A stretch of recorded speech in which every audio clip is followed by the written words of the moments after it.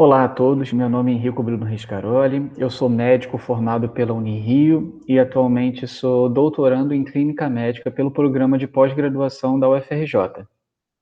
E hoje eu vim aqui agradecer mais uma vez ao convite do Linkzine para poder fazer uma ponta na matéria, e a gente vai falar um pouquinho sobre a Covid-19, mas dessa vez focando um pouco mais nas vacinas, em seus mecanismos de ação e numa questão que tem vindo muito à tona recentemente na mídia, que diz respeito ao número de doses, quantas doses precisam ser administradas para que você tenha uma imunidade que seja efetiva.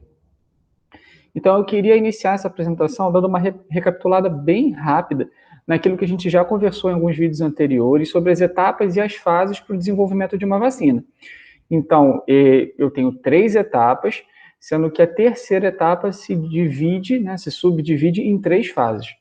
Na primeira etapa, a gente está falando de uma fase que é considerada como pré-clínica, e ela tem como objetivo desenvolver uma estratégia que seja promissora, que é justamente o mecanismo de ação. O que eu vou utilizar nessa vacina para poder gerar uma resposta imunológica que possa me prevenir de uma doença, ou pelo menos de uma forma grave dessa doença, quando eu entrar em contato com aquele agente infeccioso, que pode ser um vírus, pode ser uma bactéria.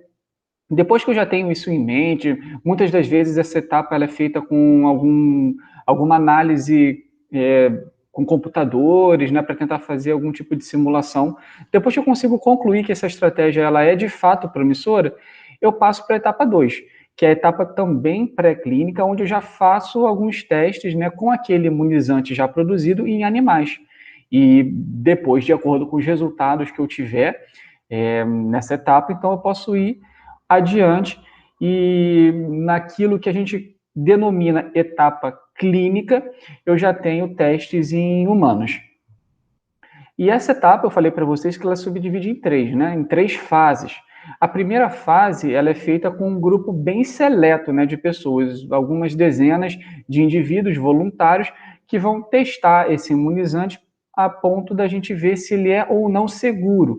Então, a gente vai avaliar, né, aqueles efeitos que possam ser efeitos colaterais e avaliar a segurança do meu imunizante. Depois que eu já vi que esse imunizante é seguro, ou seja, que eu posso administrá-lo em humanos sem problemas, eu avanço para a segunda fase, que vai testar a imunidade daquilo que eu estou aplicando, daquilo que eu estou administrando. Então, eu já sei que ele é seguro. Agora, será que ele me gera resposta imune?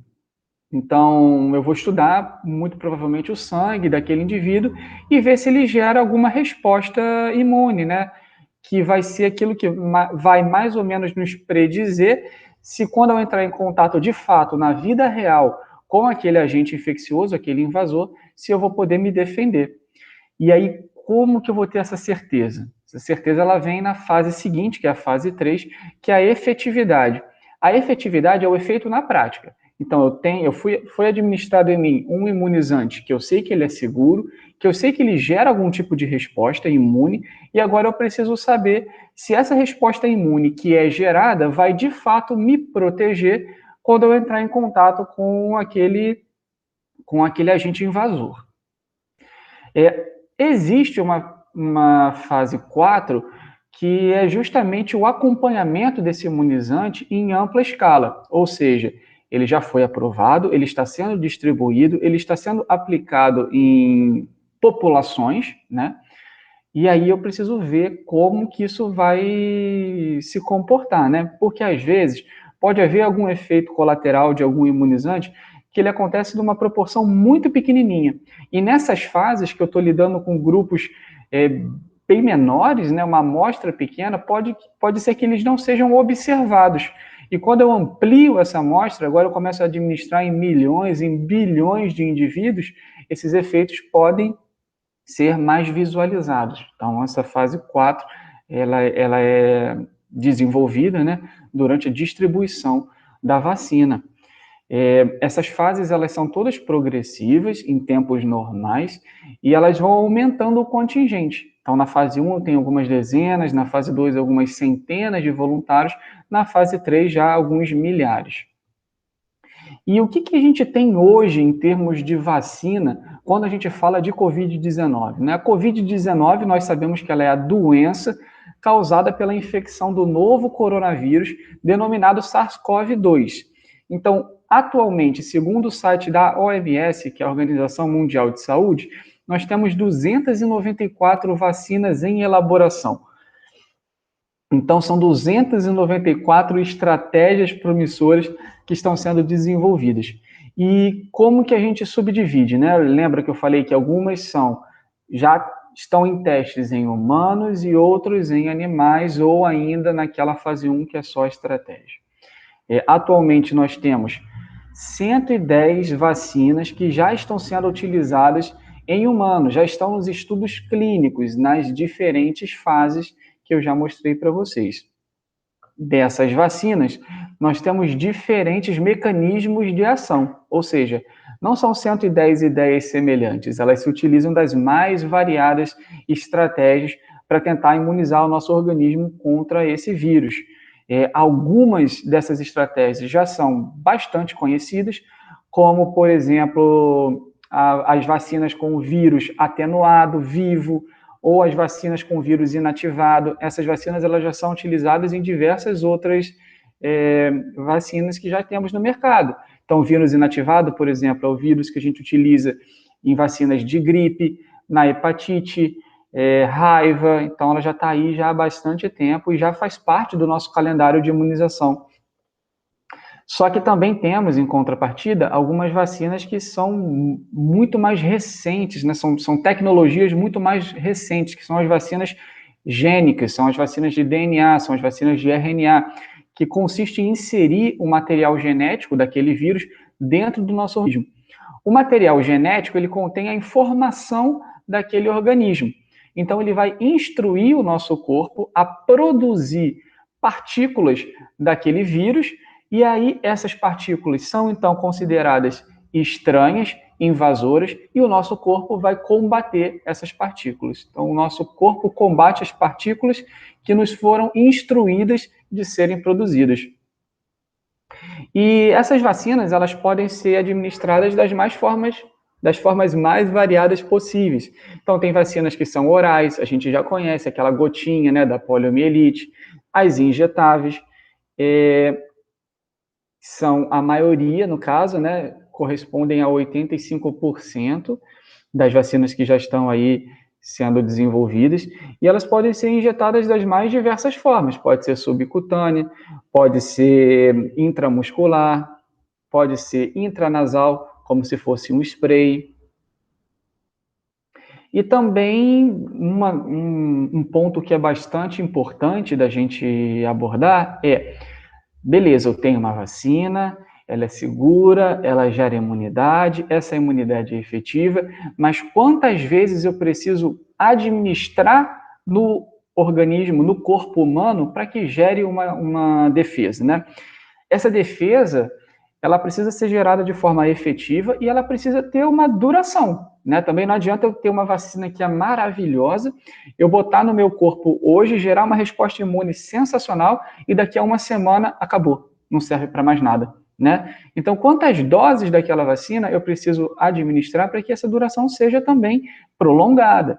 Então, nós temos vacinas que são desenvolvidas com apenas uma dose, 2 doses e 3 doses. Em tempos de pandemia, né, onde geralmente nós temos uma certa urgência para que esses imunizantes eles estejam disponíveis no mercado, quanto menos doses a gente precisar, melhor. Então, se com uma dose eu imunizo uma população inteira, poxa, melhor dos mundos, que eu consigo fazer isso de forma mais rápida. Todo o imunizante que eu produzo, eu aplico. Eu não preciso ficar aguardando para daqui a algumas semanas ou meses eu aplicar como se fosse uma segunda ou uma terceira dose.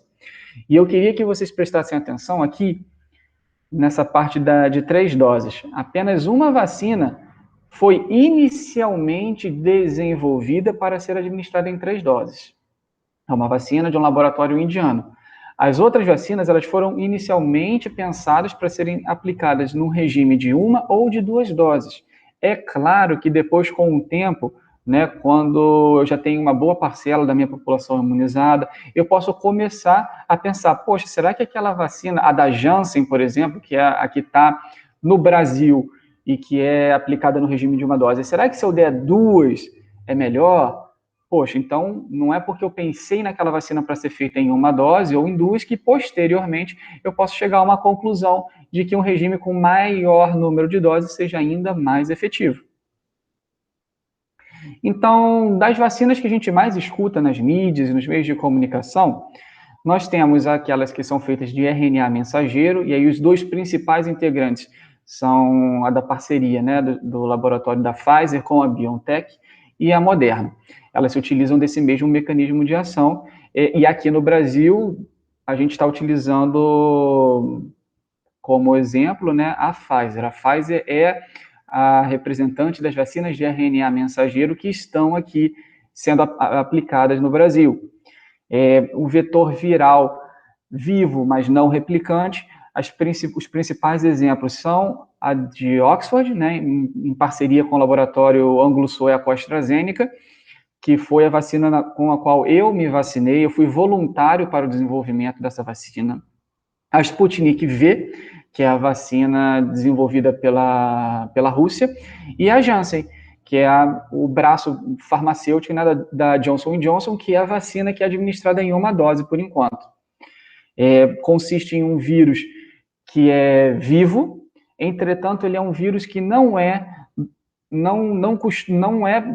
para infectar humanos. Então, por exemplo, o do Oxford é um adenovírus que infecta chimpanzés, mas não infecta humanos. Então, por mais que ele esteja vivo, ele não consegue se reproduzir no nosso organismo.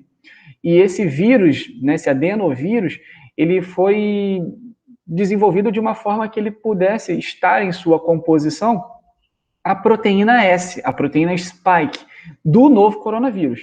Essa proteína S é a proteína que o coronavírus utiliza para infectar as nossas células, né? E a partir disso, enfim, gerar todo o quadro de infecção e, porventura, uma doença. Então, eu tenho um vírus que é vivo, mas que não infecta o meu organismo, e esse vírus carrega essas proteínas S. O meu organismo identifica essa proteína S como invasora e constrói uma resposta imune para que, quando eu seja colocado de frente com o coronavírus de verdade, eu já tenha um arsenal preparado para combatê-lo, né? E, além disso, temos a vacina de vírus inativado, que é uma tecnologia que é bastante conhecida, que já está aí no mercado já há décadas, né, uma vacina que é bem segura, e o principal representante é a Coronavac, que é desenvolvida pelo laboratório Sinovac, e também já compõe o nosso calendário aí de imunização contra o coronavírus. E algumas coisas ficam pelo ar, né?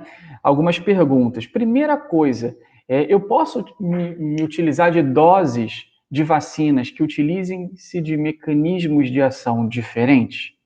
Se a gente entrar no site da Organização Mundial da Saúde, a gente vai ver que alguns países estão desenvolvendo testes clínicos tentando descobrir essas respostas. A gente ainda não tem dados suficientes e relevantes o suficientes que digam se isso é ou não é uma boa estratégia. Então, eu separei aqui alguns estudos, né, que falam bastante sobre isso, alguns estudos já sendo feitos em humanos, outros ainda em animais. E o que boa parte desses estudos já concluiu é que esse é um mecanismo que é seguro, ou seja, ele não vai me causar nenhum efeito colateral que seja muito diferente daquele que já é esperado pelas vacinas já causarem, né? Então, uma dor local, uma febre, dor no corpo, né, uma prostração, que é quando a gente fica um pouco mais cansado, né, mais indisposto, isso tudo já era esperado de ser causado por todas essas vacinas. E isso ainda é visto quando eu faço esse regime de 2 doses. Uma coisa que já se era sabida, né, era que você poderia, em teoria, isso ainda está sendo testado, administrar vacinas que fossem do mesmo mecanismo de ação. Então, vamos voltar naquele nosso quadrinho. Não haveria um problema, por exemplo, para países que tivessem a vacina da Pfizer e a Moderna, como, por exemplo, os Estados Unidos. Então, não haveria problema eu vacinar a primeira dose com a da Pfizer e depois, para a segunda dose, eu administrar a da Moderna, porque eles utilizam o mesmo mecanismo de ação. A exceção da Janssen, vamos deixar a Janssen um pouquinho de lado. Todas essas vacinas que estão aqui nesse quadro precisam de 2 doses. Né? Os estudos que foram publicados dizem que precisam-se de 2 doses para eu fazer uma correta imunização contra o novo coronavírus com a vacina de Oxford, da AstraZeneca, com a vacina da Sputnik V, com a da Pfizer, com a Moderna, com a Coronavac. Então, não seria muito interessante eu dar, por exemplo, tentar fazer uma combinação da vacina Coronavac, por exemplo, eu dou uma dose da Coronavac e uma dose da AstraZeneca. Inicialmente, né, isso não me parece ser uma estratégia muito interessante, porque eu estou utilizando de mecanismos de ação que são diferentes e que necessitam de 2 doses. Então, se eu desse 4 doses, 2 da Coronavac, 2 da Oxford, né, aí já seria uma outra história. Então, inicialmente foi previsto que não haveria problema eu administrar vacinas de laboratórios diferentes, contanto que eles fossem do mesmo laboratório. Então, o que está sendo estudado agora é se eu completar um esquema vacinal. Então, por exemplo, eu dou 2 doses da Coronavac. Se depois de mais alguns meses eu desse uma terceira vacina e essa terceira vacina fosse, por exemplo, a da AstraZeneca. Será que isso é uma boa estratégia? Isso está sendo estudado. Né? Uma outra coisa que está sendo estudada é a possibilidade de boa parte desses imunizantes serem administrados em regimes de 3 doses. Então, a vacina de Oxford, na qual eu fui voluntário, ela foi estudada inicialmente para se aplicar apenas uma dose. Era para ser desenvolvida para que fosse uma vacina de dose única. Com o tempo e com os novos estudos, né, foi então estudado e descobriu-se que se eu der 2 doses espaçadas num intervalo de 12 semanas, eu gerava uma resposta imunológica melhor. Mas será que se eu der 3 doses, isso fica melhor ainda? E por que essa preocupação? Porque a gente sabe que a resposta imunológica, que é muitas vezes gerada por alguns vírus ou bactérias, ou às vezes até mesmo a vacina, com o tempo, o nosso organismo, digamos que não fica mais tão protegido assim. Então, por isso que algumas vacinas, por exemplo, a do tétano, a gente precisa ficar tomando de tempos em tempos de novo. Então, de 10 em 10 anos, é recomendado, né, que nós tomemos novamente a vacina do tétano. A vacina da gripe, por exemplo, é anual. Por quê? O vírus influenza, que é o que causa a doença da gripe, ele tem uma mutação que é muito acelerada. Então, o vírus muda muito rápido, né? Então, essa vacina ela precisa ser atualizada anualmente. Será que a gente precisa fazer a mesma coisa com a Covid-19? Então, no Brasil, né, a Anvisa já autorizou o estudo clínico com a terceira dose da vacina da AstraZeneca. Então, como que isso vai acontecer? Não se sabia, quando a gente começou a estudar com 2 doses, qual era o intervalo de tempo adequado que eu deveria dar a segunda dose. Com quantas semanas após a primeira seria o melhor momento para eu aplicar a segunda? Então, foram criados alguns grupos. Então, alguns voluntários tomaram a segunda dose com 4 semanas, outros voluntários tomaram a segunda dose com outras semanas, e alguns outros voluntários, e aí eu me incluo, tomaram a segunda dose com 12 semanas. Já se chegou à conclusão que o esquema com 12 semanas é o que gerou uma resposta imune melhor. Então, o que esse estudo vai pegar? Ele vai pegar as pessoas que tomaram a segunda dose com 4 semanas, que são voluntários nos quais já se espera que as respostas imunes já não estejam mais tão intensas assim, e vai se aplicar nesses voluntários a terceira dose. E aí vai avaliar, né? Então, algumas pessoas, alguns voluntários que estão nesse contexto vão receber um placebo e outros vão receber a terceira dose. Por quê? Não tem como dizer que se eu aplicar a terceira dose, eu vou ter uma resposta imune que é tão melhor assim. Então, eu preciso saber se aquela terceira dose vai ser de fato efetiva ou não. E aí, por isso que eu gero esses 2 grupos. Se eventualmente chegasse à conclusão de que a terceira dose é muito efetiva, então aqueles voluntários que receberam o placebo vão ser convidados novamente a comparecer ao centro de vacinação para receber a terceira dose. E é assim que mais ou menos são desenvolvidos, né, os estudos. Eu sempre costuma ter, né, esses dois braços, alguém que vai de fato receber e o outro que vai receber o placebo, que é um grupo controle. E é assim que vai ser realizado esse estudo. Então, a terceira dose ela vai ser aplicada entre 11 e 13 meses. Por quê? Espera-se que a vacinação 11 a 13 meses após a segunda dose. Por quê? Os pesquisadores que estão por trás da vacina da AstraZeneca, eles estão prevendo que essa vacina forneça uma imunidade de pelo menos um ano. Então, mais ou menos lá para o 11º mês após a segunda dose, é o momento em que eles esperam que o nosso corpo já não esteja mais tão protegido assim. E por conta disso, esse seria o momento ideal para dar um reforço. Então, por isso que tem esse intervalo de tempo. Então, eu espero que eu tenha, mais uma vez, agregado um pouquinho de informação sobre esses novos conceitos, né? De será que é possível fazer essa mistura de mecanismos de ação ou não? E tem mais uma informação que é bastante interessante. Para que esse regime, porque eu falei muito dos mecanismos de ação semelhantes, né? Então, eu poderia dar uma vacina da Moderna e a segunda dose, por exemplo, a da Pfizer. Mas e se forem mecanismos de ação diferentes? Se for, por exemplo, a da Pfizer e a da AstraZeneca, em teoria, não haveria muito problema. Por quê? A vacina da Pfizer é uma vacina de RNA mensageiro que instrui o nosso organismo a produzir a proteína S, que é aquela proteína spike que eu falei. Então, é um mecanismo de ação diferente da AstraZeneca, que é do vetor viral vivo não replicante, mas esse vetor viral vivo não replicante da AstraZeneca também apresenta ao meu organismo a mesma proteína S. Então, são mecanismos de ação diferentes, mas que induz o meu corpo a produzir uma resposta imune contra um mesmo antígeno, contra um mesmo invasor, que é justamente essa proteína S. Então, eles estão tentando avaliar justamente isso, né? Se, mesmo que sejam de mecanismos de ação diferentes, se eu for exposto a um mesmo vetor, se haveria uma resposta imune pior, tão boa quanto, ou superior ao regime exclusivo, primeira dose igual à segunda dose. Então, agora eu finalizo a minha apresentação, deixo aqui novamente o meu contato para quaisquer tipos de parceria, quaisquer tipos de dúvida, e espero que tenha sido proveitoso. Obrigado mais uma vez pelo convite a toda a equipe do Linkzine.